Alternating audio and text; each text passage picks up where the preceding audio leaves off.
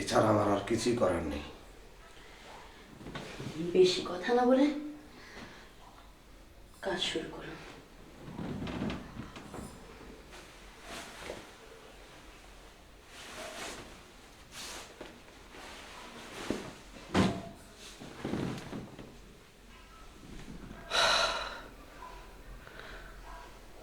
আমি কি করব? আমার বাচ্চা দেওয়ার কি ক্ষমতা আছে? ক্ষমতা নেই। তুমি খুব ভালো করে জানো আমি অক্ষম। এত কিছু আমি জানি না। তুই কোথা থেকে বাচ্চা এনে দিবে সেটা আমার দেখার বিষয় না, কিন্তু আমার মা ডাক শুনতে মন চাইছে। আমি মা ডাক শুনতে চাই, এটাই আমি জানি। তুমি কি এখন এটাই চাও যে আমি আমার এটা তোমার ওই জায়গায় দিয়ে বসে থাকি? আমি কি একবারও বলছি তুমি সব সময় আমাকে ওটা দিয়ে বসে থাকো? সেটা তো আমি বলিনি। আমি মা হতে চেয়েছি, আমি মা ডাক শুনতে চাই তোমার কাছে।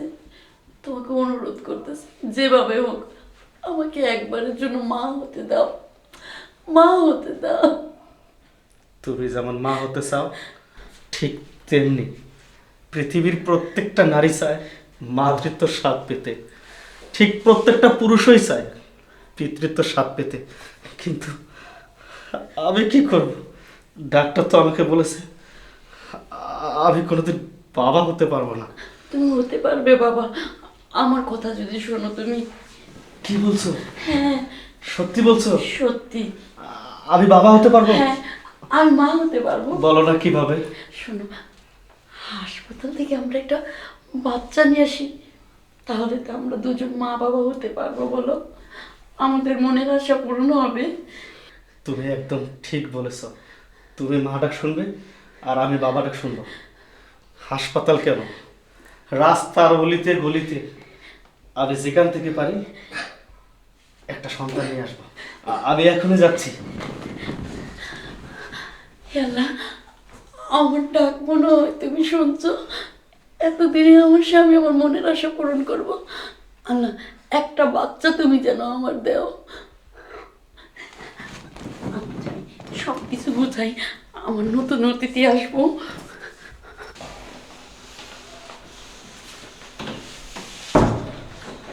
কোথায় যাচ্ছিস? হাসপাতালে অথবা কোনো অনাথ আশ্রমে। একটা বাচ্চা আনতে, তাই তো?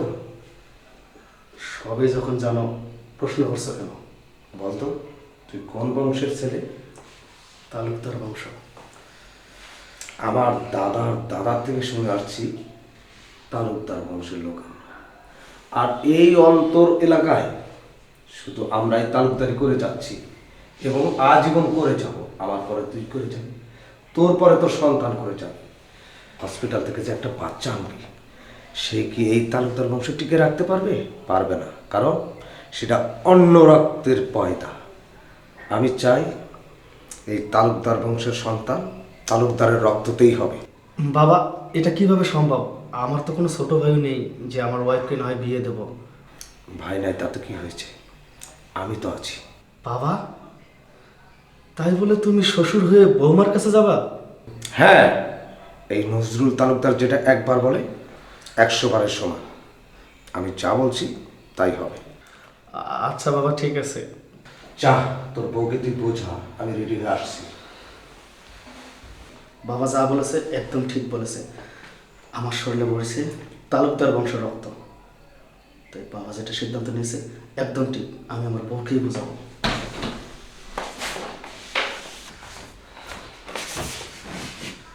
কি ব্যাপার? কি হয়েছে? তুমি না বাচ্চা আনতে গেলা, গেলা আর আসলা, বুঝলাম না ব্যাপারটা। চুপ করে আসো কেন? বাচ্চা তোমার গর্বেই হবে। আমার গর্বে হবে? কি বলতেছো? তুমি তো কখনো বাবা হতে পারবে না, তাহলে আমি কিভাবে মা হবো? আমাকে বাবা হতে হবে এমন কোনো মানে নেই। আমাকে কে জন্ম দিয়েছে? তোমার বাবা। আমার বাবাই তোমার গর্ভে সন্তান দিয়েছে। কি বলতেছো? কেন? যা বলছি একদম ঠিক বলছি। এটা সম্ভব না, কখনই না। দেখো, তুমি না করো না, এটা কেন সম্ভব না? তুমি কি চাও না যে আমাদের এই তালুকদার বংশে তালুকদারের রক্তেই সন্তান আসুক? শোনো, একটা কথা বলি, তোমার বাবা আমার কি হয়, শ্বশুর।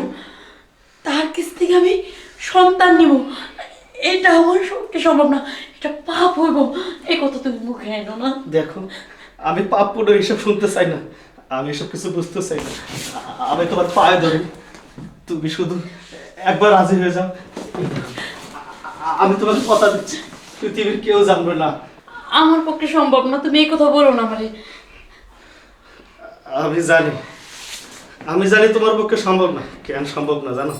কারণ আমি তো একটা মরা লাশ, আর মরা লাশের কথা কে এবার শুনে? আমি তো একটা অক্ষম, যে কোনোদিন পারবে না সন্তান দিতে। ওঠো তুমি, ওঠো।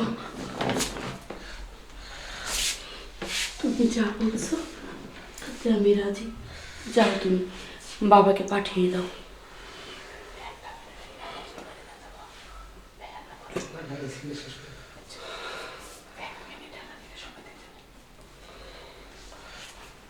এত কি ভাবছো? যাও, বাবাকে পাঠিয়ে দাও। তুমি রেডি হয়ে থেকো।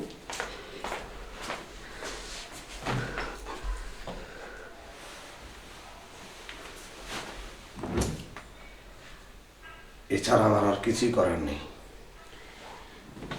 বেশি কথা না বলে কাজ শুরু করো।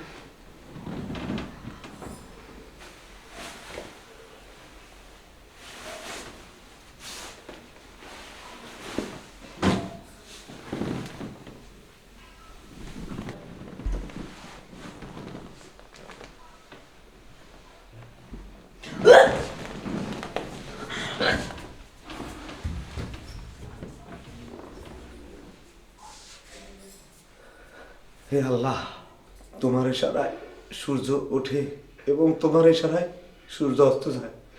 তুমি পারো আল্লাহ মরা গাছে ফুল ফুটাতে। বংশ মর্যাদা আসলে এগুলো কিছুই না, সব কিছুর মালিক তুমি। সম্মান দেওয়ার মালিকও তুমি, ইজ্জত নেওয়ার মালিকও তুমি।